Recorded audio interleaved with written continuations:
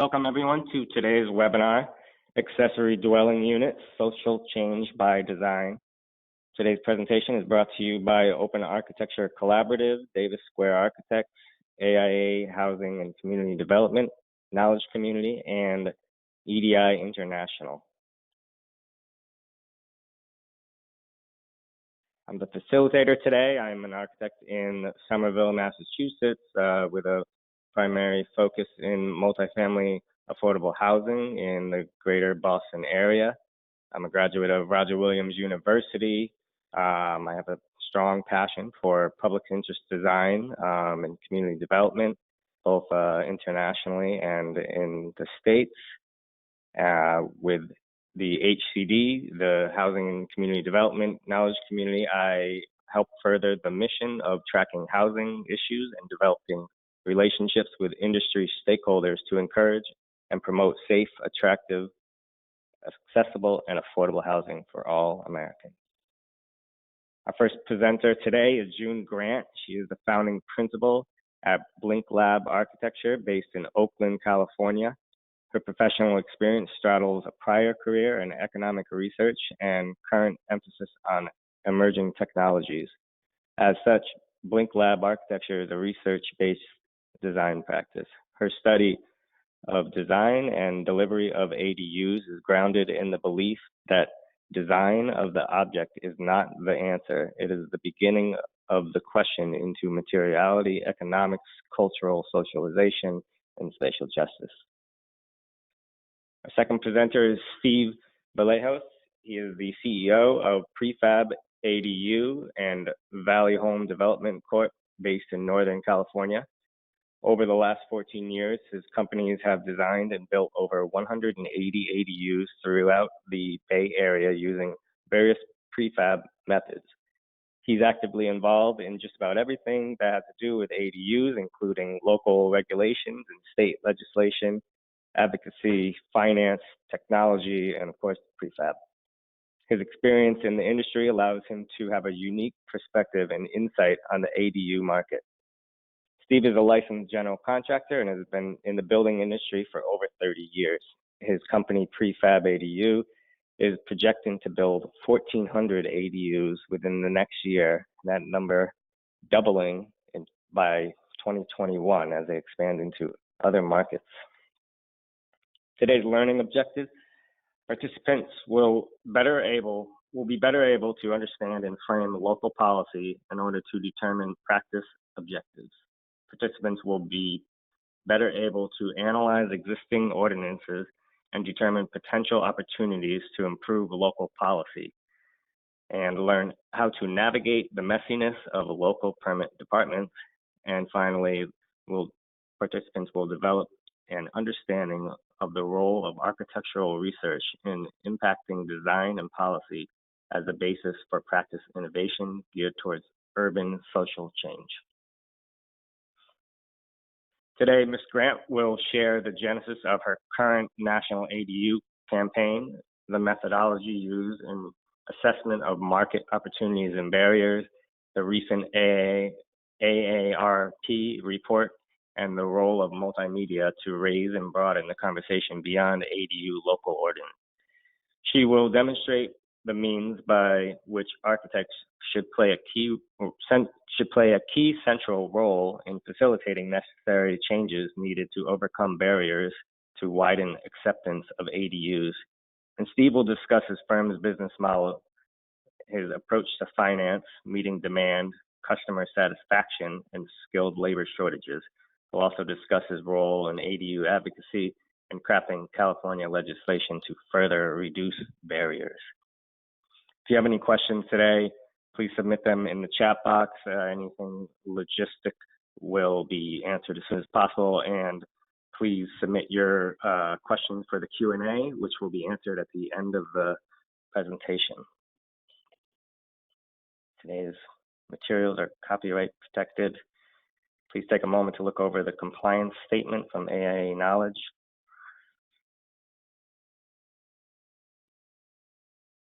Following the presentation today, you'll receive a survey. Please fill that out.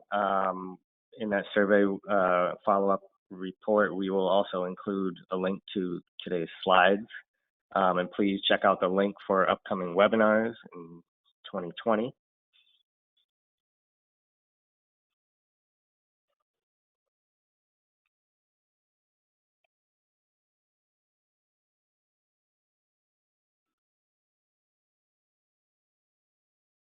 All right, and with that, I would like to introduce June Grant. June, you should receive a notification to share your screen. Let me know if you hear me. I can hear you. Great. Can you see my screen? All right. Yep, looks good. All right, thanks, June. Okay. Take it away. Thanks, Thomas. Good morning. I'm going to take us on a quick 2-year journey through what was started from a basic request from a resident.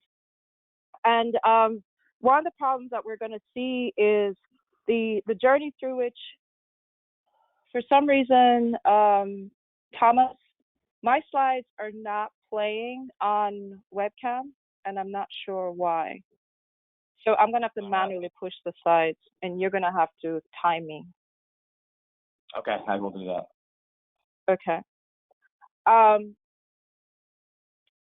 Let's see, since we have a little technical difficulty here.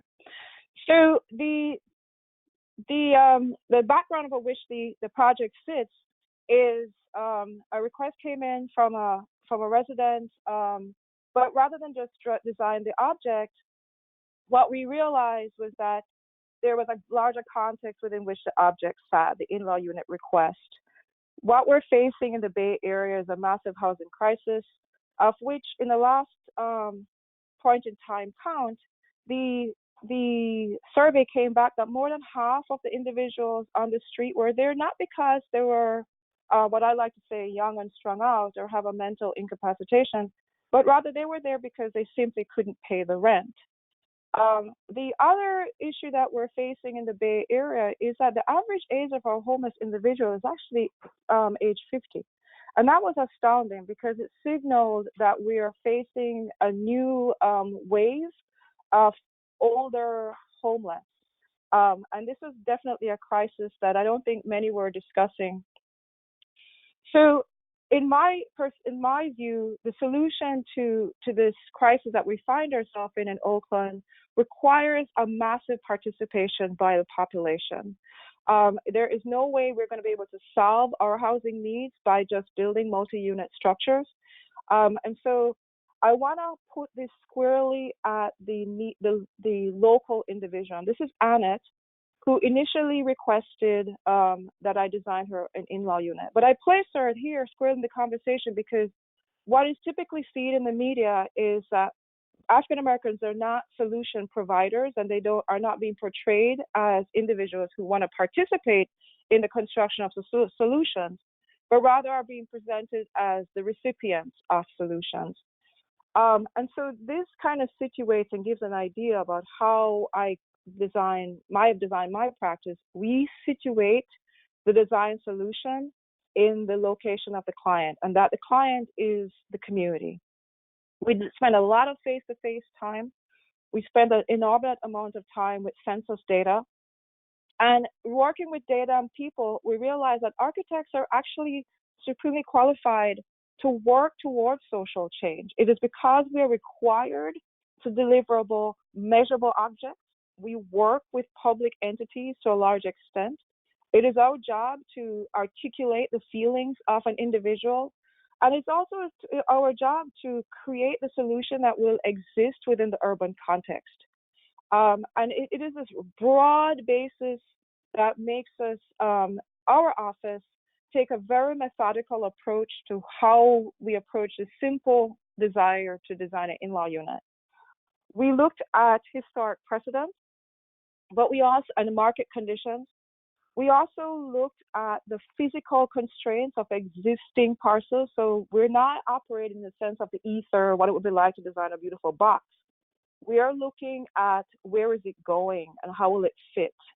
And so finally getting to design, we integrate cultural implications, social needs, and ecological principles, because at the end of the day, my practice is actually very driven by sustainable design practice. But our goal is always, and in this case, community conservation and cultural stability. And it is community conservation and cultural stability that sets the ground plane for how we've approached this, because Annette was the one that brought to my attention that she was facing a huge problem in her community where she was feeling isolated, and this idea of a social fragmentation is what we are trying to get to through the in-law unit. So looking at precedent, if you've been in the in-law unit space for any amount of time, you know Vancouver is the bar. But where I find Vancouver to be fascinating is that Vancouver is similar to Oakland in that it has over 70,000 single-family homes, and Vancouver has been able to build 26,000 in-law units.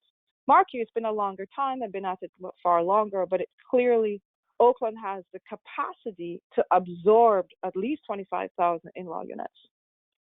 So then we look at regulations. And on this slide, the key part is recent legislation signed by the governor, which Steve was an active participant, and my role was very minor. But the key point is that beginning 2020, by right, homeowners will be able to build at least 2 in-law units on their property. For the first time, multi-unit parcels will be able to absorb in-law units. We're able to build by right an 800 square foot single 1-bedroom or 2-bedroom unit, where by right 16 feet high, and 60-day permit process, or it's deemed approved, and no impact fees depending on the size. But the part of the legislation that I find I'm really hopeful for is actually AB 671, which forces cities and other housing elements that they must prepare a plan that will incentivize ADU construction and have that available on their websites by December 31, 2020. So I'm really looking forward to working with City of Oakland, Alameda County, and other cities in crafting what that incentivization program needs to be, because at the moment, leaving the market to create that package is not the way to go. We will end up with some predatory practices, which we want to not repeat what was experienced in the last housing crisis. One moment. Okay, I'm back. So then, who is pushing the slides now? We have a little technical difficulty here.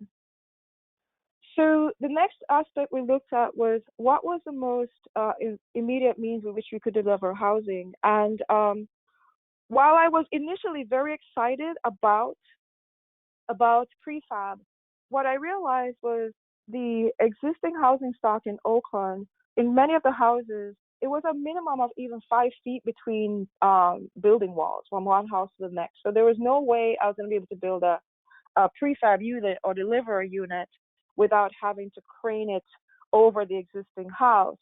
And I'd rather spend that money on the house itself, on the model itself, than the craning of the unit over the structure. So then we also looked at cost. And what it is that we must be clear about in pushing multi-unit affordable housing, in the Bay Area, we were seeing that building a single apartment was close to $700,000. That's not the cost of the structure. That's the project cost of one apartment. But an in-law unit is 150. You can build a decent sized 1-bedroom for 150,000. And for me, I look at it this way: that the multi-unit structure is a social expense because that's our tax money and bonds that are being issued to pay for that. And I'd rather we do it through a social investment model, which is to invest in the individual homeowner to build that unit. And social investment is not new to the U.S. We did this before, right after World War II, and that's how many families were able to gain wealth and be able to pass on wealth. And here we are again, facing that decision that we must invest in the individual. So faced with this conundrum of aligning costs and aligning delivery models, we took a tour of Factory OS to see, what was it that we could learn from the factory scenario. And just last week, Factory OS and others reveal that, yeah, they're still facing high construction costs. They're still facing a shortage of skilled labor, and workers are traveling 3 to 4 hours to and from work. And so in my office, we're trying to say, well, is there a hybrid to this? Is there a hybrid that would merge the cost and delivery model? And what could that be? Because that is where we think there is an opportunity to find a solution to housing, is where we start to look at the components of why we're not able to reduce the cost.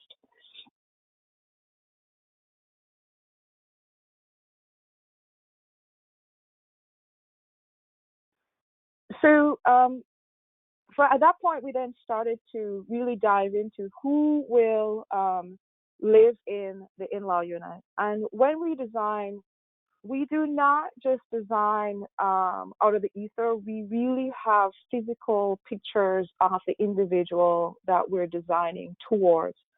We're thinking of the Annettes of the world who want to live in the 2-bedroom.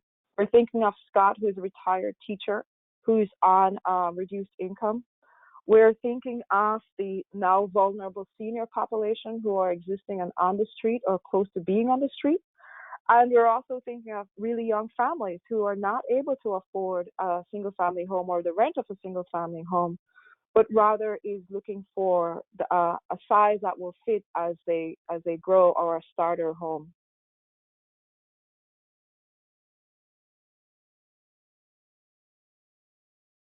So then again, to look at the ability to reduce costs, what we did was take a look at what are the physical assets on the ground plane.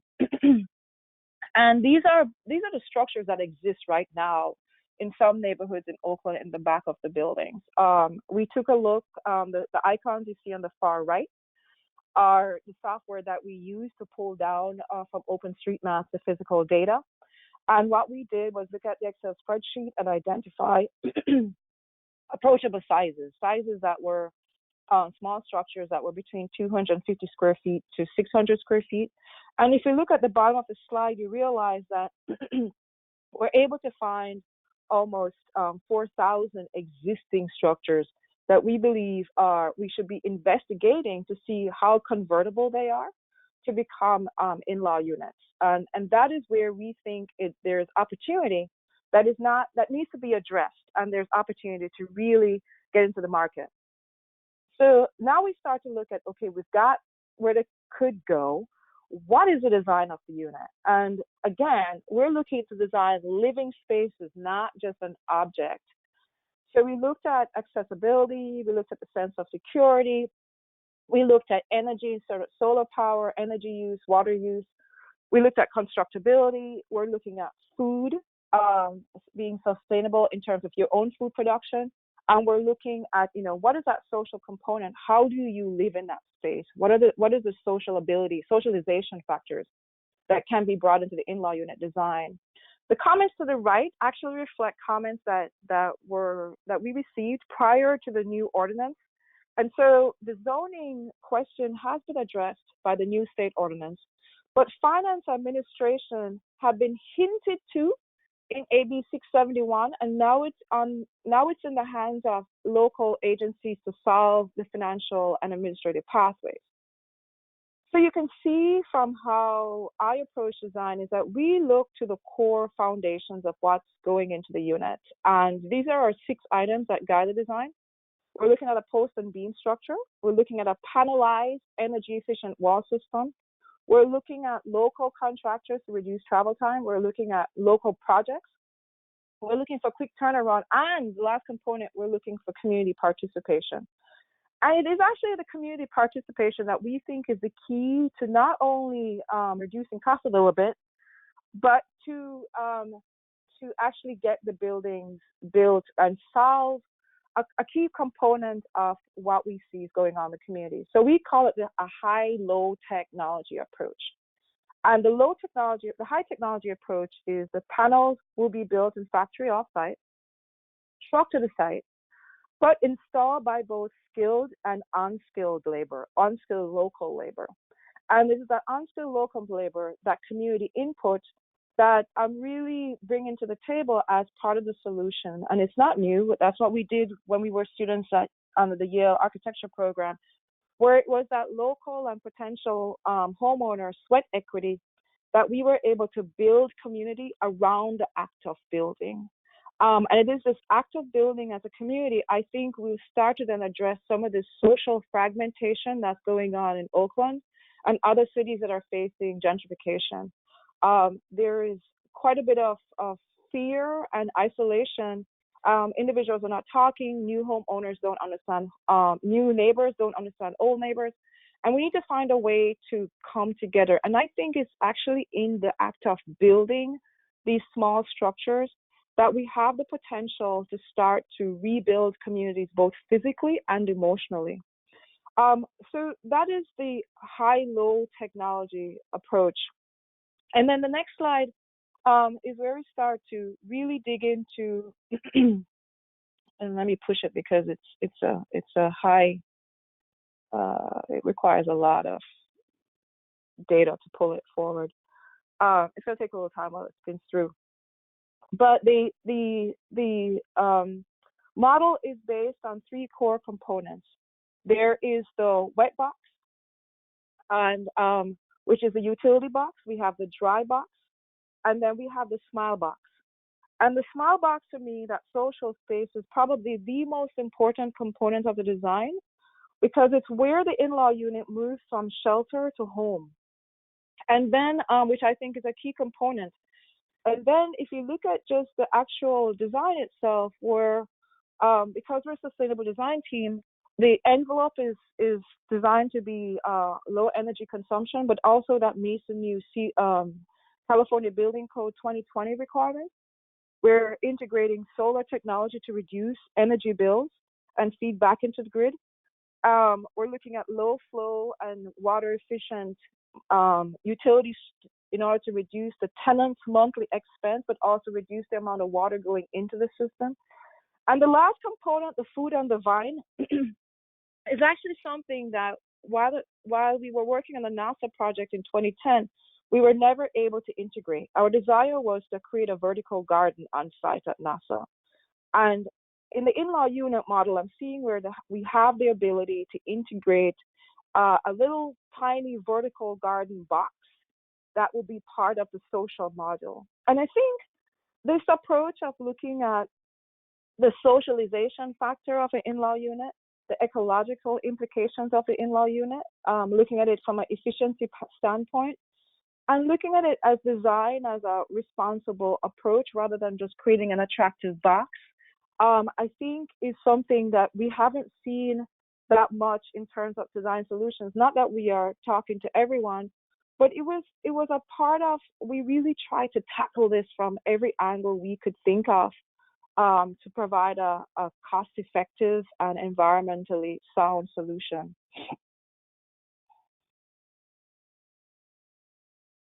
So here's a box, and we're deliberately not showing the fully rendered design because we want this conversation to be more about process. And here are the key components.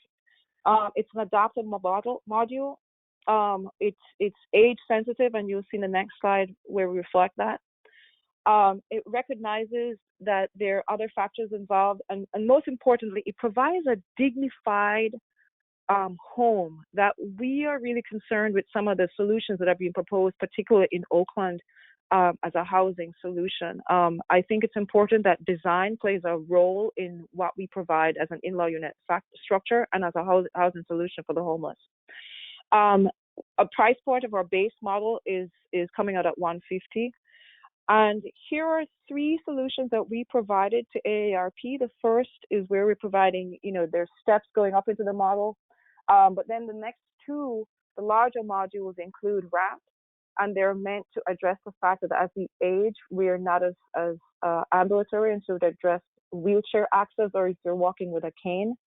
And then right now, as a result of working with AARP, but although really still pushing the design model, we now have 32 design variations based on that core idea of three modules.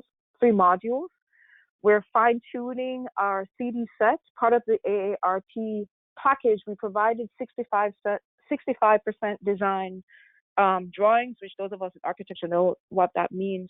And we're the final stages of standardizing that CD set so it is easily approvable in the permit process at any city.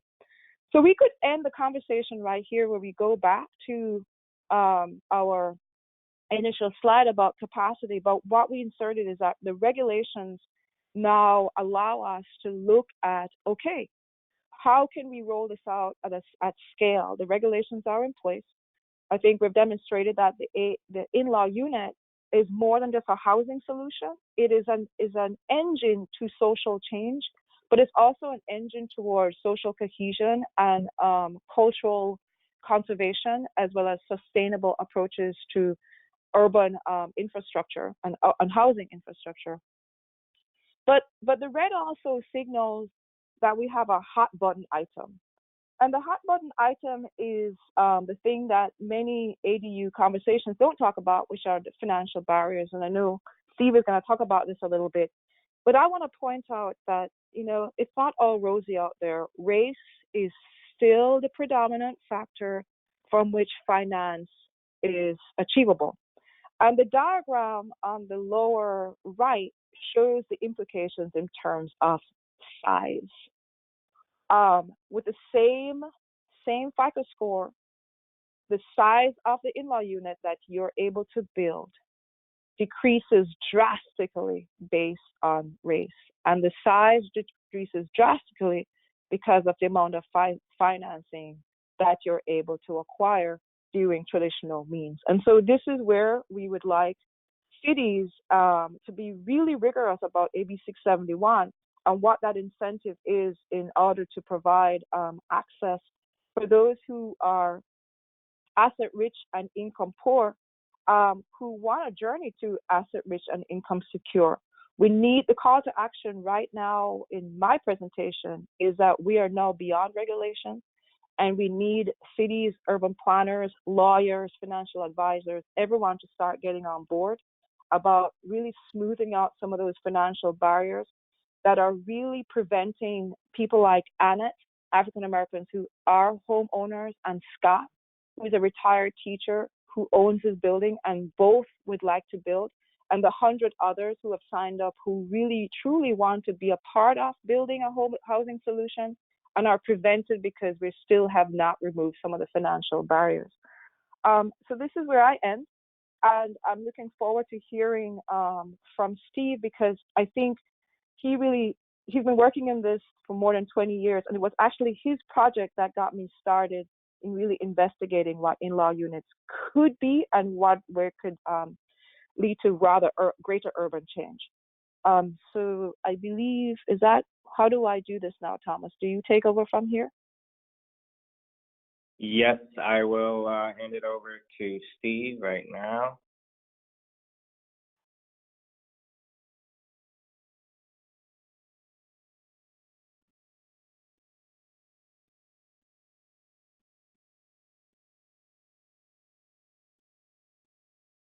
Okay, can everybody hear me? See me here? I hear you. Yep. We don't see your screen yet. Okay. All right. Here we go. Wait a Great. minute. And a quick reminder to everyone listening to please submit any questions you have for Q&A, and we'll jump into them after Steve's presentation. Thanks, Steve. Okay. So, okay. Well, first, thanks, June. You really covered a lot in a lot of detail there, and so I'm going to try and not be completely redundant on everything that June covered. But one of my objectives here is to move through my my presentation and coverage fairly quickly, so I leave enough time for Q&A, and hopefully this will be useful to the audience. So.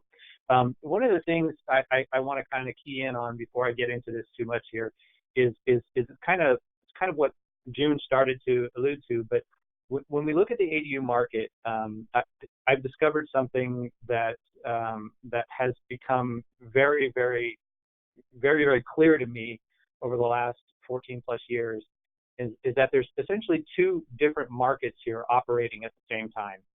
We have certainly in many metropolitan areas, you'll see the same thing where we have a certain amount of affluent homeowners that have the financial abilities to do an ADU, and they want to do something somewhat elaborate. So over to the left here, you'll see projects that we have done which have, exceeded several $100,000 each. And then over to the right is where you're going to see where I'll talk about us focusing a lot of our attention on, and what June was focusing on as well, is how do we address this as housing solution for affordable housing, not so much just addressing ADUs and accommodating the affluent. And the reason why I think this is important is because from the state's perspective, this is the whole reason why California pushed for legislation that was mandated across all cities and all counties within the state. And I think it's important to know that, because California is the first state to take this on as an initiative. While there has been many other cities who realize that this is a valuable tool, California is the first to take it on as a state. So when we go through our business model here, there was a few things that were mentioned that I would discuss, and I wanted to kind of just focus on who we are and what we do. So when we look at the business model overall, we cater to the less affluent market, and we work mostly in urban and suburban areas. We've tended to move away from the rural areas or the areas where the entire housing may be multi-million-dollar homes and highly affluent homeowners. We focus on building panel kits that can go into any backyard as an attached or detached unit. And June mentioned this briefly, but when we first started in prefab, we were doing full modular, and we were working in rural areas where it was very easy to roll them in on the property or crane them into the backyard, and financing, accommodating the costs associated with that was fairly easy too. But as we go into the urban areas, we find that it's less likely to accommodate the ADU build with a full modular, mainly because, like June said, we may have a 3 to 5 foot wide access on the side, and to crane over sometimes is very difficult in the urban areas because there's electrical lines and other things that make it almost impossible. So the kit became our core product, and essentially the whole idea here is to make it fast, easy, and affordable. We also focus on improving state and local policies, and we'll get into that more. And for us now, as a shift, in order to make the volume work, we're moving to outside relationships, and a lot of that now is us working as a kit provider with designers and contractors, and then to a certain extent, real estate professionals. As we talk about finance is probably one of the biggest things that is discussed now in ADUs, because like June mentioned, in California here, we've been attacking the legislative and code-related problems.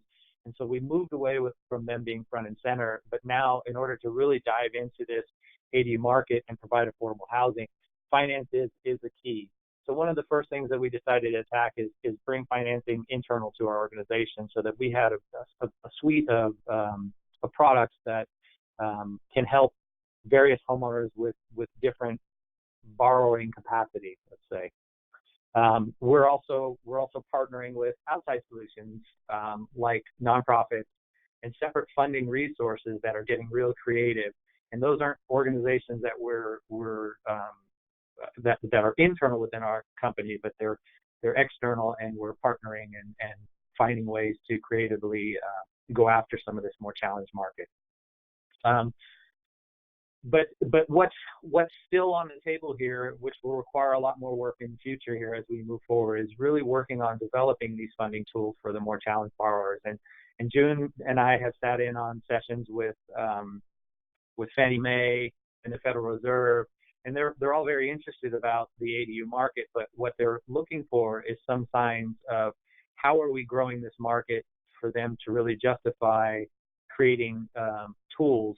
And so it's one of the things that we've decided is imperative is we really have got to get the ADU acknowledged on the MLS.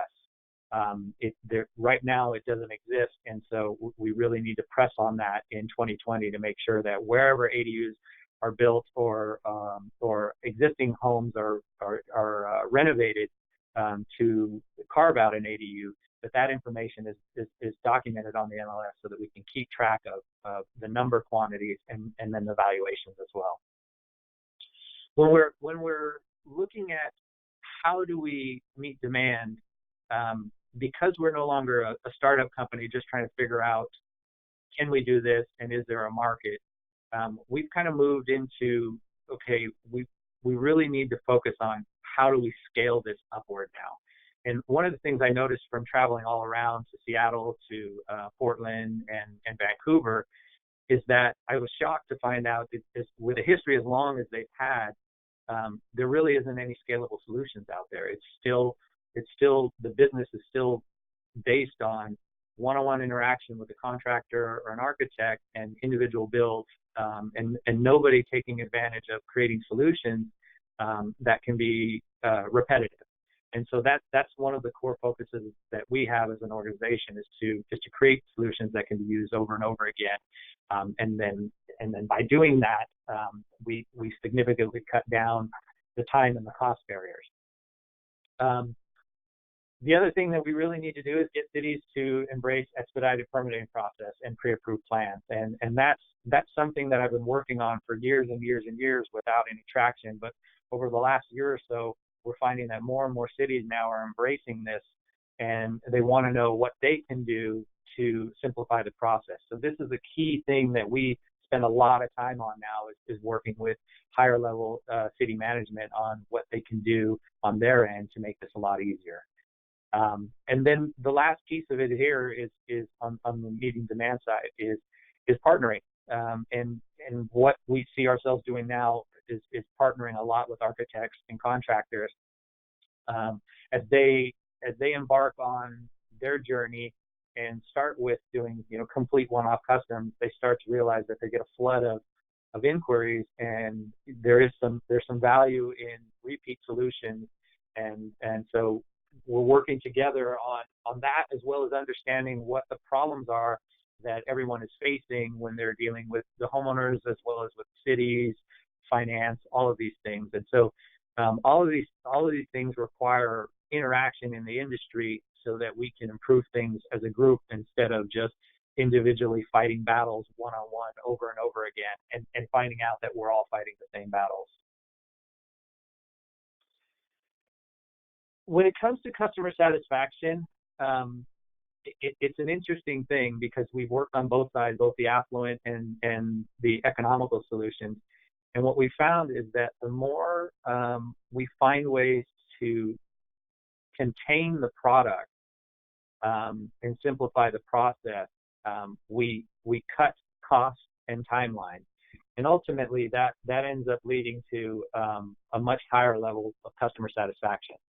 When we embark on projects where we allow the consumer to not make all of the decisions on the front end, and some of those decisions are made throughout the construction project, we find that there's a lot of change induced to the product, which dramatically increases the cost and the timeline. And ultimately, we find that through that process, the customer satisfaction drops.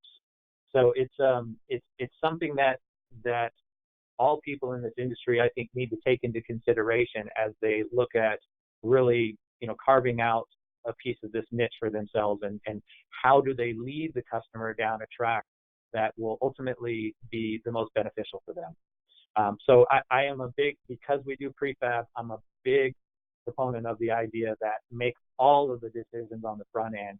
Then the customer gets to move to the sidelines, and you can move in, move out quickly with the build, and then you have a much greater customer satisfaction. But one of the problems we face here in California is a skilled labor shortage, and a lot of people equate it to just a high demand.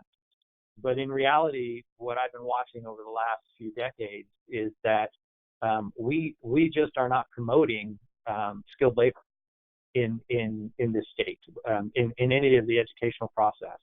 And so when kids are going to school, they're basically told, you go to college and get a degree, Otherwise, you're just going to end up, working at fast food. But they don't really talk about what trades are out there. And what we've been seeing now over the last couple of decades is that skilled labor force retiring out and not a rapid replacement of that kind of skilled labor force. So these are things that ultimately need to be taken into consideration as we move forward. Ideally, we would help to find ways to stimulate people going back into these trades and learning that there's a great opportunity for income and a great career. But we also need to take into consideration that will have a heavy ramp up time, and we need to find ways of designing and building things that don't require as much of that skilled labor in the field. So for us as a factory, what we're doing is we're doing within the panelized product, we're doing the panels as well as a lot of the infrastructure. So we're doing some of the MEPs and things that significantly reduce the amount of skilled labor for the installation. So those are kind of just the basic outlines of what we're doing to address how we move forward and scale this product. I wanted to kind of go over what the learning objectives were here and just kind of put my 2 cents in on what I've learned over the years. When we talk about understanding and framing the local policy to determine practice, I will tell you that in working with over 15 counties and over 50 cities, what's become clear to me is that the policies don't always mesh with the properties. They're very restrictive. And what that means is that there is a disconnect between the planning and building department on how they set up their ADU policies. There's a disconnect with really understanding the properties that reside within that city and how do we maximize the use of those properties. We've talked to several cities where we've actually generated a list for them to show them that in some cases upwards of 60% of the properties aren't even allowed to do ADUs, and their feeling was that they just simply can't be done, and so we make efforts to demonstrate that you're wrong.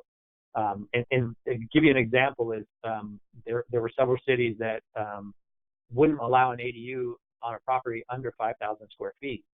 And what we had to share with them is that we work with cities like Berkeley and Oakland, where we're working on 2,500 square foot to 3,000 square foot lots and actively building ADUs very regularly there. So those things, strange setback requirements, ridiculous fees, all of these things are barriers that need to be taken into consideration as you start to embark on relationships with cities and your effort within a city. The second comment here, participants will be better able to analyze existing ordinance and determine potential opportunities to improve local policy. I'll tell you that it's real easy to identify the limitations, but it's much harder to change them. And so this becomes an effort to kind of step back and say, what am I doing here? Am I just standing here arguing with somebody at the counter or my plan checker about this? These rules are ridiculous, or do I elevate this discussion to someone else who actually has the ability to induce change? And what I've learned over the last 5 or 6 years is that the latter is much more productive. When you can talk to the head of planning and building and council members and the mayors, at that point you can get a lot more. You can get a lot more out of that conversation and a lot more movement in terms of adjusting the policy to better suit the community. And I would also say that don't forget to include any advocate and even sometimes dragging the media into this, because bad publicity is certainly a catalyst at the mayor and council member level. And it's not that you want to use that firsthand, but if you can't get traction, sometimes you're left with putting that out there that this this is the only way that we can get you to really hear what the problems are here. But when we talk about advocates, June is working with AARP. I've been working with AARP for probably 5 or 6 years, both at the local and state legislative level. There's usually a lot of nonprofit organizations and different entities out there within a community that are pro-housing, and once they learn about what you're doing and the struggles you're having, they can be great advocates in making some headway in how to improve policy. And I'll let you know that this isn't an overnight thing. In California, legislation was put in place in 2003 to allow ADUs in every city. Nobody was doing anything at all when I started in this space back in 2005 and 2006. And I worked at it for probably close to 10 years without even running into anybody that was considered a competitor. So you have to understand that early adoption is a great opportunity for a market, but it doesn't necessarily mean that everything is meshed well with with maximizing the opportunity. And in fact, the reality is that we're seeing this throughout the country, is that the first step is to get them to acknowledge that ADUs can be a solution. The second step is to get them to realize that their initial legislation or policy doesn't quite match up with really reaching those in need. So how do you navigate the messiness of local permit process? This is one thing that we have learned, and if we were shocked that most cities don't understand that, is that code is interpreted different by each plan checker, and that makes it hard to plan a design strategy. And the reason I bring this up is, doing work in places like Oakland and Berkeley, we would do the same plan over and over again, and yet every time we submit it, we get a different set of plan check comments coming back with a different plan checker. And so what we had to do is start to educate the upper level management of planning and building, and again, council members and mayors, about this fact. And they were all shocked to hear that. And so what we have seen be successful in these scenarios of how to improve that is by pushing the staff to start using internal checklists that they all work from, and that improves consistency in terms of the plan check process. And San Jose was one of the first cities that we've seen take this on, and it was so successful that we're now having conversations with HCD about putting something out there as a template that HCD can share with the cities on how to improve and standardize their plan check process. So the assumption here is always that once the code is drafted, all plan checkers will review it the same way. The truth is that that is never the case. So I want to point this out because as all of you embark and experience these things, you just have to know that you shouldn't be just bumping your head into walls and not seeing that there's a path to improving this. There is a path. It just takes some time and it takes some effort. The last thing is participants will develop an understanding of the role of architecture, research, and impacting design and policy. I can't stress this enough that design really does set the stage for production in this industry. And there's a market for full custom design, for that affluent customer. We certainly are seeing a lot of architects and contractors who are making a full career out of dealing just with them. But you'll have to understand that that's a more skilled craftsmanship, more time and more cost. But there's also a much larger segment of the market in doing highly repeatable designs that are centered on being fast and affordable. And it's not to say one is right and one is wrong. They're both needed, but they both will require understanding of policy and resources. And starting with the design side of things, that's where you get the best chance of impacting this policy in the process. If you understand how do we go about this, who do we talk to, and what things can be done to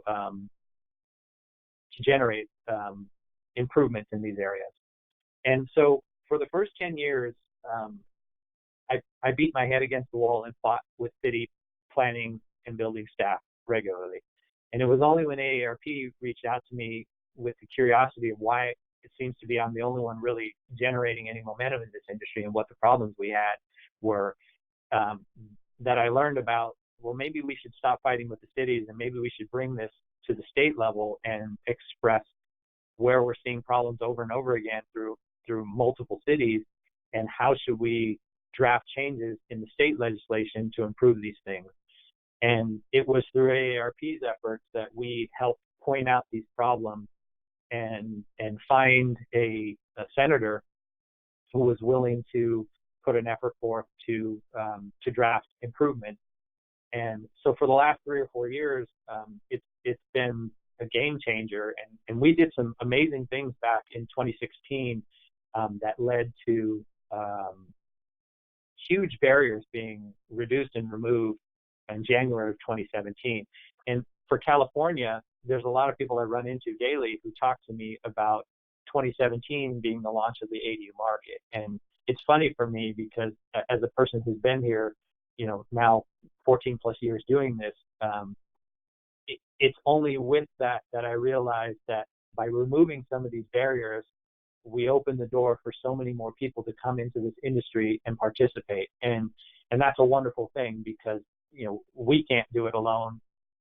And we know there's great opportunities, throughout the state, as well as in all the other states as well.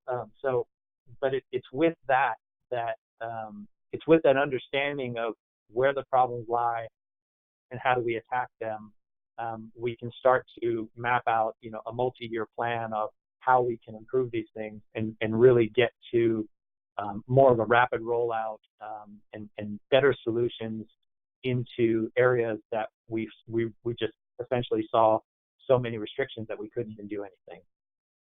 So with that, I just kind of want to end with that and give as much time as we can here, which looks like we are cutting short for Q&A. Thank you very much, Steve. It was hard for me to interrupt you. Everything you were saying is very interesting. We have a lot of questions. I think one thing we could also do is ask people who, if we don't get to their questions, they could submit them in their form, and we could share a list of questions that we get with you and June. One question we had here I thought was interesting based on some of the last points you made from someone in San Jose, saying there seems to be a lack of demand, or at least homeowners pulling the trigger on applying for ADUs. Any thoughts on what could be causing this and how this could be overcome? I can put in my 2 cents, but I'll leave room for June as well. I'll say it very, very simply. There is a huge awareness problem about ADUs. I forget that from time to time because we're so busy, with the customer base we're working with. But every time I do a presentation somewhere at a local level, I'm sitting in front of anywhere between 20 and 200 plus people who've never heard about an ADU before. So the reality is that this is a great opportunity for housing, but the industry has to do more to create awareness. I agree with Steve. I think because he and I operate in a similar market, that market, the moderate and low income, really the average American market, I have found them to be remarkably well informed. And so when I hear the comment, if someone doesn't know what an in-law unit is or they're not sure how it works, I'm stunned. What we get, at least when I'm out in the public, is where do I get funding and what's the process? And that's it. That's really what I'm finding what prevents triggering application is, at least we do surveys with our clients or potential clients, and the typical 2 questions we ask is, what's beyond finance, what's preventing you from building an in-law unit? And the number 1 response is always, they don't understand the process. So the education campaign that I see with the individuals I come across is more about how do you build it, and that's where Steve and I play the role of we're trying to minimize the barriers to implementation of the physical unit, and the barrier we're seeing is we need a lot more attention being paid to financial access, and one way to trigger permits is where the financial team is working with us in the production side to jointly go out there and educate and market simultaneously. We're severely missing financial voices at the table with us, in my opinion. Agreed. Thanks. Another question we have here is from a housing advocate asking if you could share any advice or resources to share with their local city on proactively identifying buildable lots for ADUs. And some other questions are coming in about, questions like you covered some, how it can be restrictive, adding, building something in the back, questions about fire safety, because a fire truck can't access the back of the lot, power lines, things like that. Can you talk a little bit more about identifying buildable lots and those challenges? Yeah, Steve, can I tackle that first? Because there's a because I know the audience on this, both architects and planners, I'm going to answer it from purely GIS. As architects and planners, that's exactly what I did. I pulled down the parcel maps, which every city by now should have on OpenStreetMaps, and already have in your county database. Usually it's the county that has all the parcels. But if your city doesn't have it, your county will have all the parcels.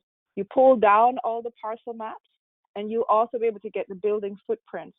If you have a young architect in office who is familiar with Grasshopper, you can start to code quickly and identify what the buildable area is and be able to identify which lots right away, which can fit an in-law unit and meet the zoning requirements. So I approach it from what's publicly available and how you can use your software skill sets and GIS knowledge and your young architect who knows about coding and GIS to pull that data together, and any office and any city can begin to articulate the number of parcels that are really open to ADUs.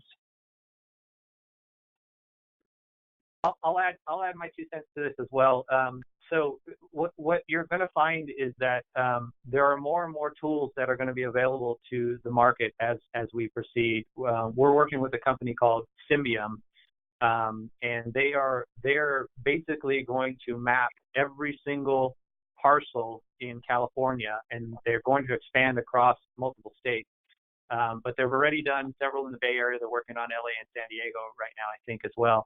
And essentially, you can go onto their site, and it will allow you to type in an address, and you can drag and drop ADU sizes on the property, and it'll let you know whether they comply with the setbacks or just generically all of the zoning requirements there.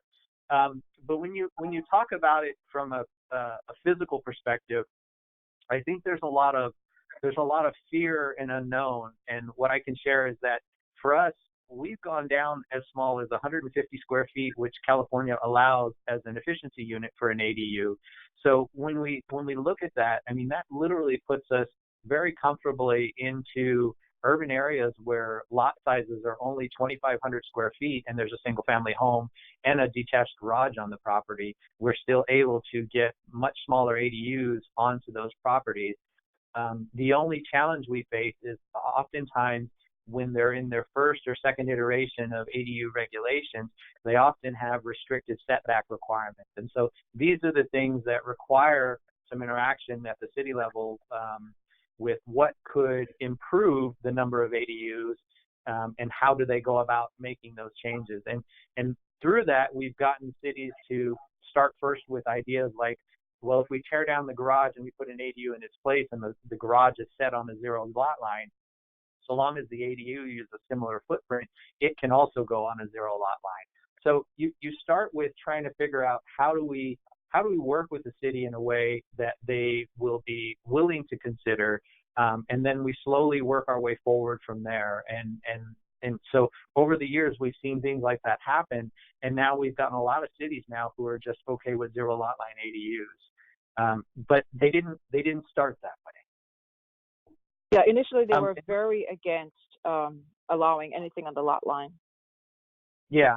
And then the second question about fire code, that comes up in every municipality, and there are rules set out by the fire department on access, and usually they're between 150 feet to 300 feet to the property line from a hydrant, and then if the engine is parked out front, they're usually measuring anywhere between 150 feet to 200 feet to the furthest corner of the ADU, which is usually a hose line requirement. So you just have to understand what your city is going to require and then make sure you design with that in mind.